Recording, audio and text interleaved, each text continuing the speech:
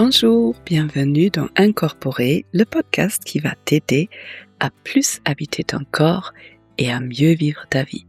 Je m'appelle Dr Olivia Chival, je suis psychiatre et ici, dans le podcast, il ne s'agit pas d'une thérapie, je ne délivre pas de conseils médicaux. En revanche, tu es invité dans cet espace-là, de nourrir la relation entre toi et toi-même et aussi à mieux comprendre ton fonctionnement, le fonctionnement des personnes autour de toi pour justement créer des liens plus sains et tu trouves des informations mais aussi plein d'expériences à faire. Donc bienvenue dans ce nouvel épisode. Et peut-être tu as envie de commencer cet épisode juste en sentant le contact avec le sol. Peu importe si tu es debout, tu marches et tu sens le sol, ou peut-être tu es allongé et tu sens le matelas, et prendre une grande inspiration dans le ventre. Et en expirant, relâcher les tensions qui sont là, parce qu'en général on porte plein de tensions tout au long de la journée sans se rendre compte, et on écoute mieux en étant libéré de certaines tensions. Alors, j'ai envie de plonger avec toi un peu plus dans la théorie aujourd'hui entre trauma et blessure d'attachement. Alors, concernant le trauma, j'ai fait plein d'épisodes plutôt tout au début du podcast. Donc, si ce thème t'intéresse, tu peux aller regarder un peu les premiers épisodes. Autour de l'attachement, j'ai fait une grande série. Je crois qu'il y avait 7 épisodes qui s'appellent une stratégie adaptative. Donc j'ai explicité 7 stratégies adaptatives, ce qui résulte des troubles, des blessures dans l'attachement qu'on a pu vivre, se construire de façon très inconsciente. Et en fait, souvent, ça arrive ensemble. Le trauma et le trouble de l'attachement, c'est pas du tout la même chose. Et des fois, on peut confondre trauma et blessure d'attachement. Et surtout en thérapie, c'est ultra important de bien connaître la différence et de bien savoir quoi faire avec chacun. Enfin, autrement dit, surtout, il est important de reconnaître quand il s'agit d'un trauma, parce que si on va là-dedans sans certaines mesures pour apaiser le système nerveux, eh bien on risque une rétraumatisation, ce qui sert strictement à rien du tout. Donc je vais vous parler un peu de l'un, un peu de l'autre, pourquoi ça arrive souvent ensemble, comment les distinguer et quoi faire si toi tu te retrouves dans ce tableau-là. Voilà, et avec tout ça, c'est parti pour l'épisode.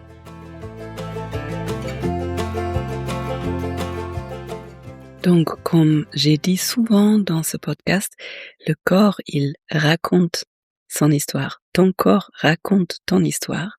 Et souvent, le corps, d'ailleurs, raconte ton histoire de façon différente par rapport à ce que ta bouche sort ou ce que ta tête pense. Du coup, c'est intéressant d'impliquer le corps et de l'écouter et de l'observer et d'entendre son message. Donc, trauma et blessure d'attachement, ce sont 2 blessures avec 2 langages différents. Le trauma, c'est à un moment donné, le corps, le système nerveux s'est trouvé soit véritablement en danger de mort, soit avait l'impression d'être face à sa propre mort. Du coup, les réactions et ce qu'on peut voir encore jusqu'à aujourd'hui, parce qu'en fait, trauma, c'est égal pour le système nerveux, il n'y a pas de conclusion. Cet événement n'est pas terminé et c'est un peu comme si ça se répétait sans fin, parce que le corps, il n'a pas pu mettre en place une défense ou en tout cas quelque chose qui l'a vraiment sorti de façon active de cet événement. Et donc, ce qu'on voit et ce que les personnes ressentent encore aujourd'hui, c'est des sensations assez extrêmes. Une impression de danger, une hypervigilance, une terreur Donc c'est pas une petite peur, c'est vraiment la terreur. C'est j'ai l'impression de devoir mourir sur place. Ça, c'est le trauma. La blessure de l'attachement, ce sont plutôt des croyances qui se sont formées et qui se sont inscrites vraiment profondément dans le corps.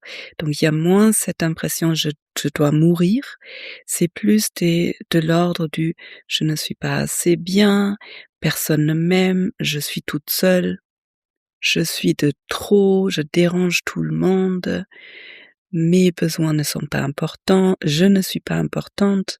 Ça, ce sont des lectures du monde ou la lecture des relations qui se sont formées en général très très tôt pendant l'enfance parce que le lien avec les personnes d'attachement était, donc les parents en général, était insécure ou imprévisible ou tout simplement douloureuse d'une façon ou d'une autre.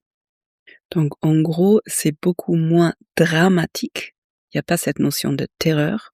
En revanche, c'est profondément intégré dans ma façon de me comporter avec les autres. Et donc ça peut provoquer des grandes douleurs dans la relation à l'autre. Et aussi du coup, ça change ma façon, la perception de moi-même et ça influe la perception que je peux avoir des autres et des autres envers moi. Alors, comment on reconnaît ça maintenant dans le corps? Un peu comme je l'ai dit au départ, le trauma, ce sont des réactions intenses qui arrivent d'un coup et qui sont en général incontrôlables. Souvent, ça arrive avec certains déclencheurs. Par exemple, si j'ai été traumatisée dans un accident de voiture, peut-être à chaque fois que j'entends le bruit d'un moteur, d'un coup, mon corps, il lance toute cette cascade de tremblements, le cœur qui bat plus vite, une hypervigilance, les yeux qui s'écarquillent, une sensation de froid ou de frisson dans le corps, peut-être du vertige. Je commence à être en sueur ou je suis d'un coup pétrifiée, j'arrive plus à bouger. Une sensation de je suis en danger ou ça, c'est dangereux. Ça peut être quelque chose à l'extérieur ou la réaction à l'intérieur. Il faut que je fasse gaffe et d'ailleurs ce sont souvent les mots qui viennent avec. Il faut que je sois vraiment vigilante là. Et donc ça peut aller jusqu'à je vais mourir, j'ai peur de mourir. Et une sensation de grande panique et d'impuissance. Et ça peut être aussi accompagné par des flashbacks, donc ça ce sont comme des images qui sont intrusifs, mais en fait c'est bien plus qu'une image, c'est plus d'un coup je me sens, je me revois dans la même situation que j'ai vécue peut-être il y a longtemps. Ça, c'est le trauma. Maintenant, la blessure de l'attachement, elle est beaucoup moins d'un coup brutale, terreur. C'est quelque chose, une tension qui est dans le corps, qui n'est pas qui me sort pas de ma fenêtre de tolérance. Donc fenêtre de tolérance, je te mets le lien d'un autre épisode si ça t'intéresse. En gros, ça me met pas en panique, mais c'est une tension qui est sur la durée et qui est tellement sur la durée que ça s'inscrit carrément dans la posture. Par exemple, quelqu'un qui a la croyance je suis responsable pour tout, eh bien, en général, c'est pas quelqu'un qui est tout aligné avec les épaules ouvertes, avec le regard ouvert, le grand sourire. Quelqu'un qui pense, même inconsciemment, tout le temps, je suis responsable pour tout, c'est probablement une personne qui est plutôt courbée. Quand on la voit, on a l'impression qu'elle porte beaucoup de poids sur les épaules, sur la nuque. Et des fois, on a l'impression de pouvoir voir la souffrance dans le visage, dans la façon de se tenir, dans la façon de parler, de s'adresser aux autres. Après, selon la façon dont cette personne s'est construite, bon, du coup, je fais référence aux 7 épisodes que j'ai fait vraiment beaucoup plus dans le détail, mais ça peut être comme un sentiment de ne pas vraiment participer à la vie, de regarder la vie de loin, d'avoir l'impression que mes propres besoins ne sont pas importants et surtout pas importants pour les autres. Je m'occupe beaucoup plus des autres et moi, en fait, je n'existe pas. Et je pense le point central dans les blessures d'attachement, c'est que ça résulte dans des relations aux autres qui sont compliquées. C'est un peu comme si c'était vraiment compliqué d'être en lien avec les autres, parce que je ne sais pas ce qu'ils attendent de moi, parce qu'il y a beaucoup d'incompréhension, parce qu'il y a beaucoup d'insécurité dans la relation à l'autre. Donc j'espère que tu commences à voir que dans le corps, c'est pas du tout la même chose. Les blessures d'attachement, plutôt quelque chose de chronique, de lourd, de très désagréable, mais pas aussi brutal, flagrant et aigu que dans les traumas. Et maintenant, la chose qui rend tout ça plus complexe, c'est que souvent les 2 sont liés. Souvent, une personne n'a pas qu'un trauma simple ou qu'un trouble d'attachement. Bon, ça arrive aussi, bien sûr, mais ça peut arriver ensemble et là, ça devient plus compliqué, d'accompagner. Parce que si c'est un trauma simple, admettons, j'en sais rien, une chute de ski, sans terrain derrière, sans antécédent, eh bien, on va traiter la chute de ski, les émotions, tout ce qui s'est instauré dans le corps et puis 1, 2, 3 séances, peut-être plus. Après, ça dépend aussi de la technique, mais quelques séances, le trauma, il est résolu, la personne va pouvoir refaire du ski normalement. Cool, trauma simple. Blessure d'attachement simple, je pense que ça n'existe même pas le terme, mais s'il y a que blessure d'attachement, eh bien, on va travailler avec le corps, on va travailler avec les croyances, on va apprendre via le corps à accueillir de nouvelles expériences, des nouvelles croyances, comme quoi la personne, elle est aimée, elle est portée, elle est vue, elle est entendue, elle est importante, ses besoins sont importants, ses émotions sont importantes et ça va se résoudre progressivement. Et en revanche, souvent, quand une personne a des plutôt grands troubles de l'attachement, eh bien, quand elle vit un trauma entre guillemets «simple», ça arrive sur un terrain pas sécurisé, pas stable, avec peu de ressources, qui fait que le trauma, il prend plus d'ampleur. Je le reformule un peu différemment. Quand une personne n'a pas vécu un attachement, un lien vraiment stable et sécure tôt dans l'enfance, ça peut amener à avoir un système nerveux qui n'a pas de base stable ou pas de sécurité dans le système nerveux. Si maintenant, sur ce système nerveux sans sécurité, il y a un trauma de choc qui arrive, le système nerveux n'arrive pas à se réguler parce qu'en fait, il l'a jamais appris. Et formulé dans l'autre sens, quelqu'un qui a grandi dans une relation sécure, eh bien, quand il y a un choc ou un trauma qui arrive, il arrive vachement mieux à résoudre, à se réguler parce que dans la sécurité, dans le lien à l'autre, il a appris à réguler son système nerveux. Et une ressource fondamentale, c'est la ressource du lien, la co-régulation aussi. D'ailleurs, dans tous les cas, mais je crois que je l'ai certainement dit, quand il y a un trauma qui arrive, un des grands facteurs qui montre si la personne va être traumatisée ou pas, c'est si la personne a eu un entourage qui est venu à l'aide, qui est venu porter, réguler cette personne. Ça fait une énorme différence et d'ailleurs ça fait aussi une différence dans les blessures d'attachement. C'est très différent d'avoir un lien, délétère avec les parents, s'il y a les grands-parents derrière, par exemple, qui ont un lien sécure, aimant, bienveillant. Alors, qu'est-ce qu'on peut faire? Si toi tu te reconnais dans une des exemples, donc trauma ou blessure d'attachement ou encore plus s'il y a les 2 qui sont liés, ce qui est souvent le cas, eh bien, c'est bien de se chercher de l'aide.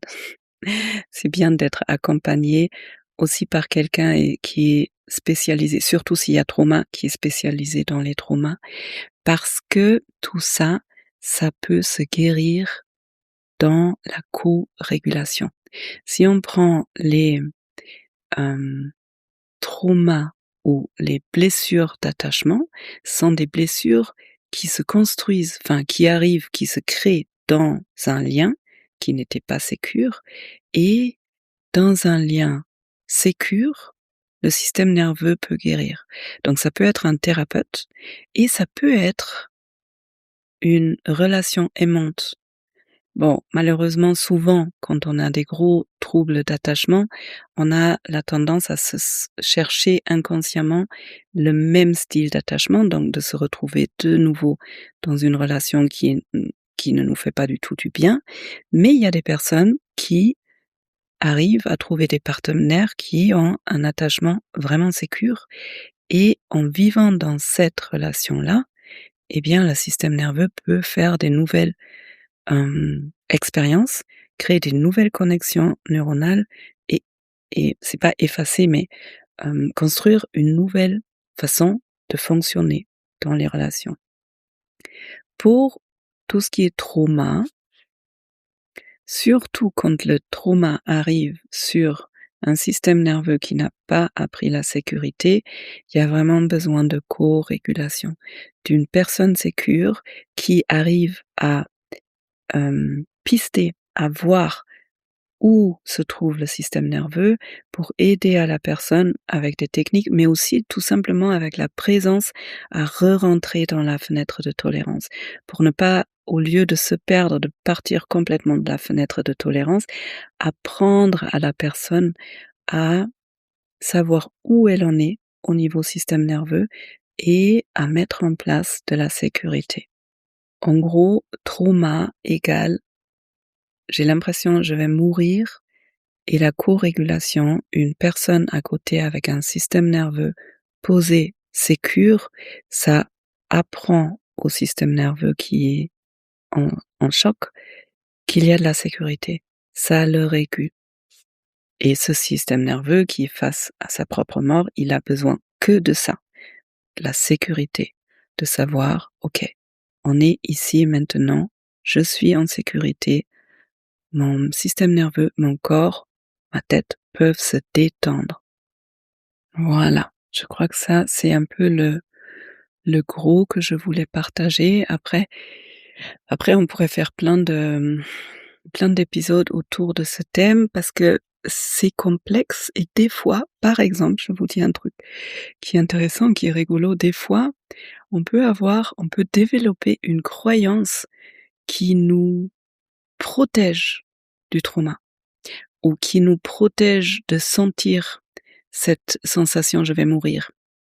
Je vous rends ça un peu plus concret. Imaginez-vous un enfant qui est avec des parents qui sont complètement insécures et qui quittent le lien par moment sans prévenir, soit parce qu'ils partent, soit parce que les parents commencent à se disputer, il y a plus personne qui est disponible pour cet enfant. On peut dire bébé, peut-être un tout petit enfant qui a besoin de sécurité et du coup, les parents partent dans leur dispute et on peut imaginer que le bébé à côté qui les entend hurler sans avoir plus personne qui est en lien avec lui, ce bébé, le système nerveux peut se sentir face à la mort. Parce qu'en fait, en gros, le système nerveux, entre guillemets, c'est si il n'y a pas d'adulte pour s'occuper de moi, je vais mourir. Un bébé n'est pas du tout capable à survivre seul. Et donc, si ce bébé développe la croyance, il y a un truc avec moi qui va pas, je suis pas assez bien, eh ben, ça lui donne l'illusion de contrôle. Parce qu'en fait, si moi je suis pas assez bien, en gros, il suffit que je m'améliore pour que les parents reviennent en lien avec moi. Je sais pas si ça fait sens. Bien sûr, ça se fait pas, ça se fait de façon complètement inconsciente et souvent pas avec des mots, surtout si le bébé est très petit et des fois il y a pas encore des mots, mais ça peut se donc comment dire? Là, j'ai mélangé un peu les choses. Quand le bébé est trop petit, il n'a pas encore des mots, il va pas développer cette croyance-là à cet âge-là, mais souvent c'est des situations qui perdurent et donc quand le bébé grandit, ça peut être une aide inconsciente de se sentir pas assez bien parce que, du coup, j'ai l'impression d'avoir un contrôle et comme ça se produit, ça se crée très tôt dans la vie et que c'était vraiment, vraiment important parce que être face à sa propre mort, c'est juste insupportable donc le système nerveux invente tout plein de stratégies pour ne pas être face à ça. Eh bien, en étant adulte, en général, c'est des choses qui peuvent jouer encore de façon très inconsciente. Quand quelqu'un quitte le lien, et là je fais référence à, je crois que c'était le dernier épisode, quand quelqu'un quitte le lien, eh bien je peux avoir l'impression, la sensation extrême qu'en fait, je suis pas assez bien. C'est de ma faute. Il y a un truc qui va pas, qui cloche. Et quand on va un peu là-dedans en thérapie, on peut voir que au lieu d'avoir cette tension chronique et cette inscription dans le corps, quand on demande à la personne: «OK, qu'est-ce qui se passe dans ton corps? Qu'est-ce que tu ressens quand il y a cette phrase: "Je ne suis pas assez bien"?» Eh bien, et là, on va tomber sur des frissons sur tout le corps, une sensation de danger, les yeux qui s'écarquillent, le cœur qui bat plus vite, l'impression de partir dans les pommes, par exemple. Et là, on voit, ah, OK, bah là, on est sur les traumas, en fait. On n'est plus du tout dans la blessure de l'attachement. Vous voyez, comme ça fait des liens qui sont complexes et qui sont difficiles à voir pour soi-même, mais en thérapie, on arrive, avec un thérapeute bien formé, à déceler tout ça et à traiter l'un après l'autre, ou les 2 ensemble. Voilà, bienvenue après cet épisode de théorie. Ça fait un moment que j'ai pas parlé de théorie. J'espère que tu as pu me suivre et surtout j'espère que ça t'a éclairci un peu sur peut-être quelque chose que tu as vécu ou des personnes autour de toi. En tout cas, si cet épisode était utile pour toi, tu peux le partager sur les réseaux sociaux en l'envoyant à quelqu'un. Et puis si tu as envie de découvrir plus sur mon travail, tu es invité à rejoindre la lettre d'Olivia dans laquelle je partage un peu autre chose. C'est plus des choses que je traverse moi-même et qui m'aident. Et puis voilà. Je te souhaite de trouver les ressources dont tu as besoin et qui sont justes pour toi. Je te souhaite d'être doux avec toi-même, bienveillant, et je te souhaite une belle semaine et à bientôt.